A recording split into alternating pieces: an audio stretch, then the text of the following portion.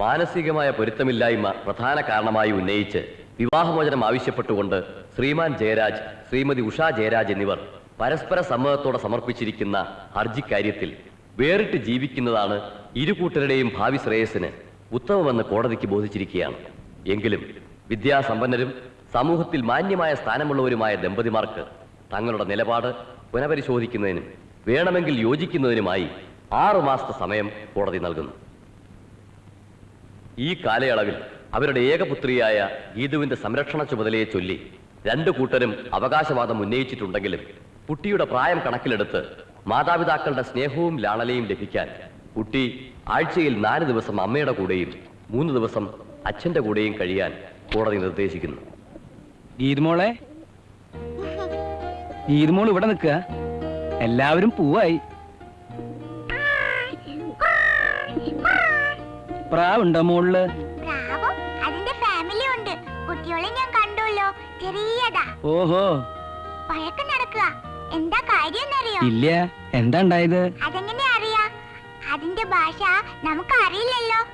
മോള് പറഞ്ഞത് ശരിയാ. പ്രാവിന്റെ മാത്രല്ല, മനുഷ്യര് വഴക്കിടുന്നതിന്റെ ഭാഷയും ഈ പൊതുവാളിന് മനസ്സിലാവണില്ല. ജയരാജ, വണ്ടി എടുക്ക്. പോയിട്ട് കാര്യമായ ജോലികൾ വേറെ ഉണ്ട്.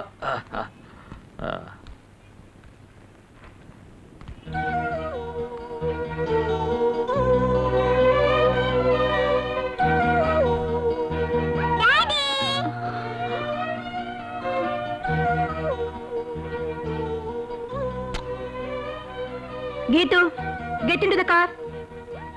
അപ്പൊ എങ്ങനെ 4 ദിവസം കഴിഞ്ഞ് കുഞ്ഞിനെ നിങ്ങൾ ഇങ്ങോട്ട് കൊണ്ടുവരുമോ അതോ ഞങ്ങൾ അങ്ങോട്ട് വന്ന് കുഞ്ഞിനെ എങ്ങനെ എന്റെ അറേഞ്ച്മെന്റ്സ്? എങ്ങനെയാ വേണ്ടതെന്ന് വെച്ചാൽ അങ്ങനെ ചെയ്യാം. എന്താ പോരെ?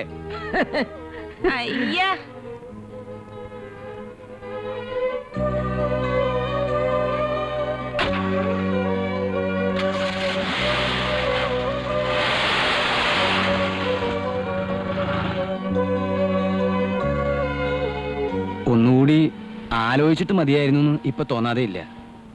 കുറെയൊക്കെ സഹിച്ചും ചിലതൊക്കെ കണ്ടില്ല കേട്ടില്ല എന്ന് നടിച്ചും കഴിഞ്ഞിരുന്നെങ്കിൽ ഇവിടം വരെ എത്താതെ കഴിക്കായിരുന്നു. ആണുങ്ങൾക്ക് ഇനിയൊരു സംബന്ധം കിട്ടാൻ വലിയ ബുദ്ധിമുട്ടുണ്ടാവില്ല. പക്ഷേ ഉഷക്കുഞ്ഞിന്റെ ഭാവി അല്ല, ഞാൻ എന്റെ തലയിൽ തോന്നിയത്. തലയിൽ അങ്ങനെ പലതും തോന്നും. അതൊന്നും പുറത്തേക്ക് എടുത്ത് വിളമ്പണ്ട. തെറ്റും ശരിയൊക്കെ നിശ്ചയിക്കാൻ അവളുടെ അമ്മയായ ഞാനുണ്ട്. തുടക്കം മുതലേ ഞാൻ കരുതിയതാ ഇതിങ്ങനെ അവസാനിക്കുള്ളൂ എന്ന്. നമ്മുടെ തറവാടിനും അന്തസ്സിനും തീരെ യോജിക്കാത്ത വർഗം. കൾച്ചർ എന്ന് പറയുന്നത് അടുത്തോടെ പോയിട്ടില്ല. ഡോക്ടറെ പറ്റി അങ്ങനെ ഒരു അഭിപ്രായം എനിക്കില്ല. കുടുംബക്കാരെ പറ്റി യശോധരമ്മ പറഞ്ഞത് ശരിയാ. അയാളും കണക്കാ. ചക്കരയും തേങ്ങയും പറഞ്ഞ് എന്റെ മോളെ വശീകരിച്ചെടുത്തതല്ലേ അവൻ. പ്രേമമാണത്രേ, പ്രേമം. തൃപ്തിയായില്ല നിനക്ക്? മംഗലത്ത് തറവാട്ടിൽ ആദ്യമായിട്ടാ ഡൈവോഴ്സും കോടതി കയറ്റും ഒക്കെ. 18 കൊല്ലം ജസ്റ്റിസിന്റെ കസേരയിലിരുന്ന എനിക്ക് ഇതുപോലൊരു നാണക്കേട് വരാനില്ല. യശോധരമ്മയ്ക്ക് നാണക്കേട് ഉണ്ടായി എന്ന് പറഞ്ഞത് ശരി. പക്ഷേ ഉഷക്കുഞ്ഞിനും മനപ്രയാസം ഉണ്ടെന്നുള്ളതും അതിനേക്കാളും വലിയൊരു ശരിയല്ലേ? കുറച്ചു കാലത്തേക്ക് ഉണ്ടാവും, പിന്നെ അതൊക്കെ മാറും. ഒറ്റ ഡിസപ്പോയിന്റ്മെന്റേ ഉള്ളൂ എനിക്ക്. ഇത് കുറച്ച് നേരത്തെ ആവാമായിരുന്നു. കുട്ടി ജനിക്കുന്നതിന് മുമ്പായിരുന്നെങ്കിൽ. അമ്മേ,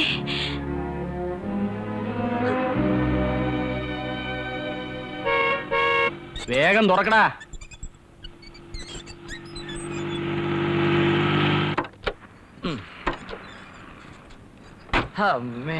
നല്ലതിനോ ചീത്തയ്ക്കോ എനിക്കും വല്യേച്ചിക്കും വിവാഹത്തിന് യോഗം ഉണ്ടായില്ല. ചേച്ചിക്ക് ഇനി അതൊട്ട് പ്രതീക്ഷിക്കുകയും വേണ്ട. നീ പഠിത്തം കഴിഞ്ഞ് വന്നപ്പോ വിവാഹ ദല്ലാളന്മാരുടെ കൂട്ടത്തല്ലായിരുന്നു വീട്ടുമുറ്റത്ത്. പണത്തിന്റെയും പണ്ടത്തിന്റെയും കണക്കുകൾ ഓരോരുത്തരും ഒന്ന് പറയുന്നത് കേട്ടപ്പോ എന്റെ തല കറങ്ങിപ്പോയി. എന്നിട്ട് നീ കാണിച്ച കടുങ്കൈ ഓർക്കുമ്പോ ജയരാജ പറയുമ്പോ പേഷ്കാരും ദിവാൻജിയുള്ള കുടുംബക്കാരാണെന്നൊക്കെ പറയാം. അതുകൊണ്ട് അവിടുത്തെ പെണ്ണുങ്ങളുടെ സ്വഭാവം നന്നായിക്കൊള്ളണമെന്നില്ല. അഹങ്കാരം പറ്റിയ ജാതികളാണെന്ന് നാട്ടുകാർ പറയുന്നത് വെറുതെ അല്ലടാ. നിക്ക്, എന്തായാലും തീർന്നല്ലോ. ഇനി ജസ്റ്റിസ് അമ്മായിയുടെ പത്രാസന്റെ പട്ടിക്ക് വേണം. അല്ലേ വല്യേച്ചി? ജയരാജേ, ജയരാജ, നീ നോക്കിക്കോ. ഈ ഒരു 6 മാസം ഒന്ന് കഴിഞ്ഞോട്ടെ. പിന്നെ ഒരു 6 ദിവസത്തിനുള്ളിൽ 6 ജസ്റ്റിസുമാരെ വിലക്ക് മേടിക്കാൻ കഴിവുള്ള ഒരു തറവാട്ടിൽ നിന്നും നല്ല പൈങ്കിളി പോലത്തെ ഒരു പെങ്കൊച്ചിനെ നിന്റെ മുമ്പിൽ കൊണ്ട് നിർത്തിയില്ലെങ്കിൽ ഞാൻ നിന്നെ ചേട്ടാന്ന് വിളിക്കും. ഞാൻ നിന്നെ വല്യേട്ടാന്ന് വിളിക്കും. രണ്ടുപേർക്കും നിർത്തിയിട്ട് പോവാമോ?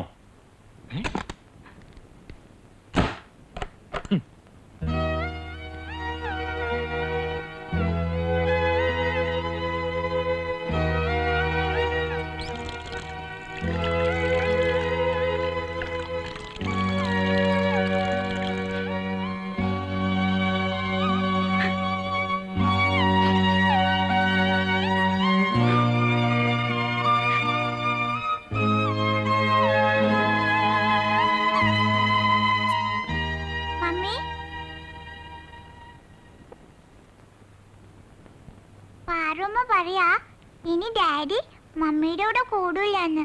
ആണോ മമ്മി? ഗീതുവിന് ഉറങ്ങാറായില്ലേ? പിന്നെ പറയാ ഞാൻ ഡാഡിയുടെ വീട്ടിലും താമസിക്കണോ ഇവിടെയും താമസിക്കണോന്ന്. അതെന്താ മമ്മി? നിന്നോട് ഞാൻ പറഞ്ഞിട്ടില്ലേ വേലക്കാരിയുടെ അടുത്ത് കിന്നാരം പറയാൻ പോരുതെന്ന്?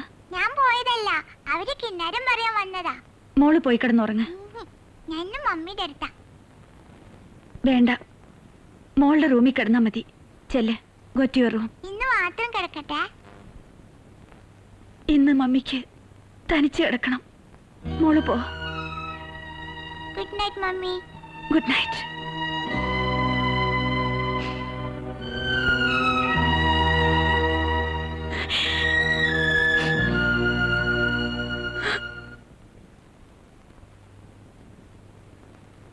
ആ ഇതാര്? ഗീതമോൾ ഇവിടെ ഇരിക്കി.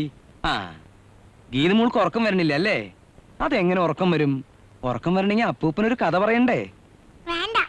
അതെന്താ വേണ്ടാത്തേ? ഇന്ന് അപ്പൂപ്പൻ പുതിയൊരു കഥ പറയാ. ഒരിക്കലും ഒരു രാജ്യത്ത് ഒരു ഉണ്ടനും ഒരു ഉണ്ടത്തിയും ഉണ്ടായിരുന്നു. കിങ് കോങ്ങും വൈഫുവാ. ഇത് ഉണ്ടത്തിയും. അങ്ങനെ ഇരിക്കുമ്പോ ഒരു ദിവസം കാലത്ത് കൃത്യം 7 മണിക്ക് അവർക്ക് നെയ്യപ്പം തിന്നണമെന്നൊരു മോഹം. വിറക് വെട്ടാൻ കാട്ടിൽ പോയി അവിടെ ഒരു പുലിയെ കണ്ടു. ഈ കഥ എങ്ങനെയാ മോൾക്കറിയാ? ഇതല്ലേ ഇന്നലെയും പറഞ്ഞത്. എന്നാലേ അപ്പൂപ്പൻ വേറൊരു കഥ പറയാ. ആ.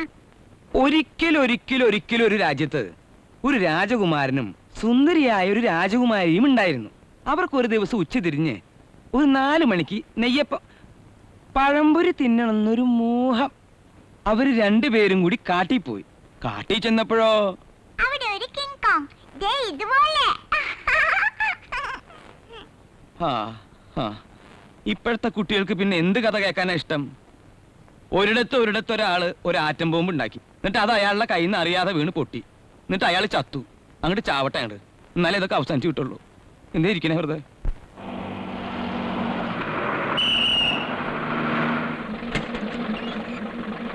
ഗീതു നിക്ക്. ഗീതു ടൈ കെട്ടിട്ട് പോ. ബസ് വന്ന്. ആ പിടിച്ചു.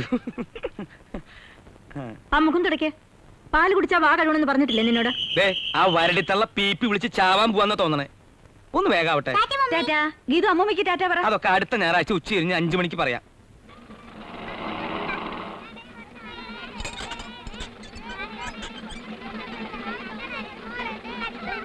എന്താ കാമ ചേച്ചി, സുഖം തന്നെയല്ലേ? അല്പസുണ്ട്. എന്താ വേണ്ടേ? എനിക്കൊന്നും വേണ്ട എന്റെ പൊന്നെ. നമുക്ക് പോവാം. പോവേ. താൻ എവിടേക്കാ? കുട്ടിക്ക് ഇരിക്കാൻ സീറ്റൊക്കെ ഉണ്ടല്ലോ. സീറ്റൊക്കെ എന്തിനാ? ഒന്ന് പോരെ. വയസ്സും പ്രായമായിട്ട് തമാശ ഒന്നും പോയിട്ട് എന്റെ ദേഹത്ത് തൊട്ട് കളിച്ചാലുണ്ടല്ലോ കാര്യം മാറും. മാറിക്കിട്ടോ ചേച്ചി. താൻ എവിടേക്കോടെ ഞൊളഞ്ഞൊളഞ്ഞ് കയറണേ? അല്ല, കുട്ടിക്ക് വഴിയിൽ എന്തെങ്കിലും ഒരു അത്യാവശ്യം വന്നാൽ ഇപ്പൊ ഒന്ന് മൂത്രം ഒഴിക്കണം, അല്ലെങ്കിൽ ഇത്തിരി വെള്ളം കുടിക്കണം, അല്ലെങ്കിൽ മാർക്കറ്റിൽ ഇറങ്ങി ഇത്തിരി പച്ചമീനോ അല്ലെങ്കിൽ വെണ്ടയ്ക്ക വഴുതന എന്തെങ്കിലും ഒന്ന്. കുട്ടിക്ക് എന്താവശ്യം വന്നാലും അതിന് ഞാനുണ്ട്. താൻ എന്റെ കാര്യം ഞാൻ കേറൂട്ടമ്മായി. ഓടെ അവിടുന്ന്. നിങ്ങൾ കുട്ടികളോട് അപമര്യാദയായിട്ട് പെരുമാറുന്നുണ്ടെന്ന് എനിക്കൊരു കംപ്ലൈന്റ് കിട്ടിയിട്ടുണ്ട്. അത് നിങ്ങളുടെ ഹെഡ് ടീച്ചറിൽ നിന്ന് പറയാനാണ് ഞാൻ വരുന്നത്, അല്ലാതെ ഓശാരത്തിനല്ല. താനെ എവിടെ വേണമെങ്കിലും പോയി കംപ്ലൈന്റ് ചെയ്തോ. ഓടെ അവിടുന്ന്.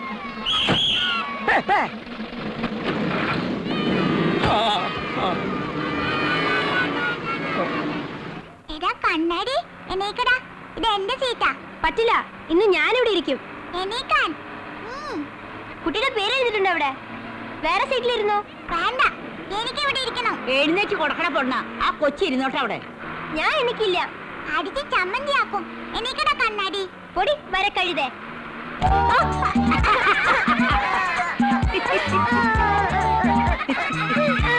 കിട്ടുന്നത് കിട്ടിയപ്പോ നിനക്ക് സമാധാനായില്ലടാ. എണീക്കണ അവിടുന്ന്.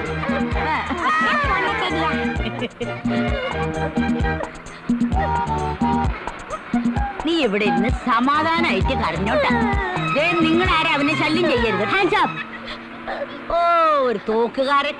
നായാട്ടിന് പോവാ നീ. ഒരു ദിവസം പിടിച്ചു വലിച്ചു ഒരു ഏറ് കൊടുക്കും. നീയും നിന്റെ ഒരു ഇംഗ്ലീഷും. എനിക്കവിടെ മോനെ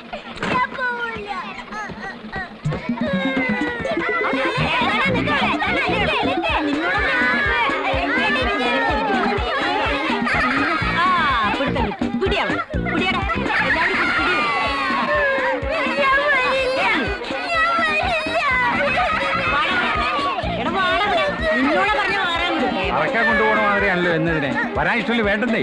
അത് നടപ്പില്ല. അക്കാമയ്ക്ക് ചില ഉത്തരവാദിത്തങ്ങളൊക്കെ ഉണ്ട്. പിന്നെന്തിനാ അക്കാമ ഈ ബിസിൽ കൊണ്ട് നടക്കുന്നത്? വണ്ടി വിടുന്നതായി. ഓ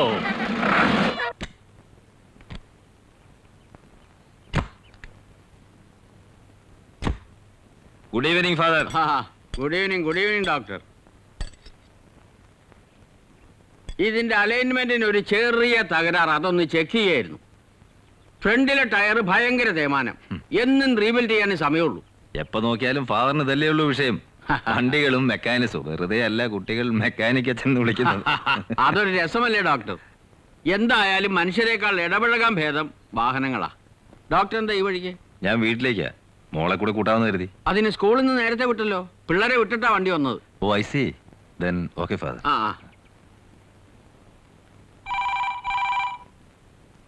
ഫോൺ.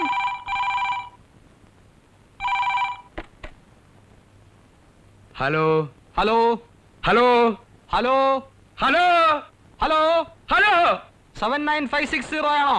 ഇത് 79,560. സോറി.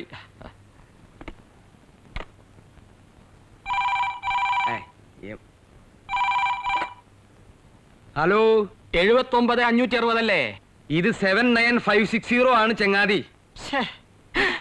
ഹലോ, ഇത് ചെറുകുന്നത്ത് ഭാസ്കര പിള്ളയാണ്.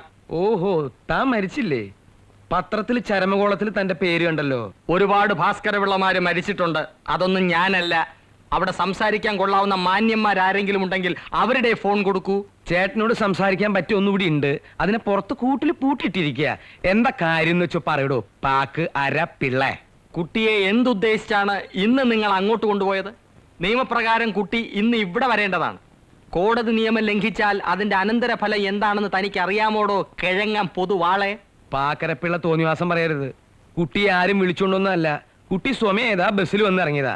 ഈ കേസും വിധിയൊന്നും അതിന് നിശ്ചയില്ലല്ലോ. പിന്നെ കോടതിക്കാര്യം പറഞ്ഞ് എന്നെ പേടിപ്പിക്കാൻ നോക്കണ്ട. വക്കീൽ ഗുമസ്തപ്പണിയായിട്ട് കോടതി വരാന്തയിൽ കുറെ നിറങ്ങിയവനാ ഞാൻ കണ്ട അത്ര കോടതിയൊന്നും തന്റെ തറവാട്ടിൽ ആരും കണ്ടിട്ടില്ലടോ പാക്കര പിള്ള. തറവാടിന് പറയുന്നു. തന്റെ തറവാടിന്റെ ഗുണമൊന്നും എന്നോട് പറയണ്ട. എന്താടോ ഇത്ര ചിരിക്കാൻ? ഞങ്ങളൊരു തമാശ പറഞ്ഞിട്ട് ചിരിച്ചതാണ്. തരൂ. തെണ്ടി ചീമ പന്നി തറവാടിനെ തൊട്ട് കളിക്കുന്നു. അടിച്ചു നിന്റെ കരണക്കുറ്റി പൊളിച്ചോളയും. ആരാ സംസാരിക്കുന്നത്? എന്തോടോ തന്റെ ശബ്ദം മാറിപ്പോയോ? മൈൻഡ് യുവർ വേർഡ്സ് മിസ്റ്റർ പിള്ളേ. ഞാൻ ഉഷയുടെ അമ്മയാണ് സംസാരിക്കുന്നത്. ഫോൺ എടുത്ത് സംസ്കാരമില്ലാത്ത ഭാഷയിൽ സംസാരിക്കാൻ ഇത് ആരുടെ വീടാണെന്ന് കരുതി? ഇനി മേൽ ഇങ്ങനെ ഉണ്ടായാൽ ഞാൻ പോലീസിൽ കംപ്ലൈന്റ് ചെയ്യും. You uncultured fool. ഇംഗ്ലീഷിൽ തെറി പറയുന്നു. ദേ, ഞാൻ നല്ല പച്ച മലയാളത്തിൽ തിരിച്ച് അങ്ങോട്ട് പറഞ്ഞാലുണ്ടല്ലോ. പക്ഷേ ഞങ്ങൾ അന്തസ്സുള്ള തറവാട്ടി പറഞ്ഞവരായതുകൊണ്ട് പറയുന്നില്ല. ഫോൺ.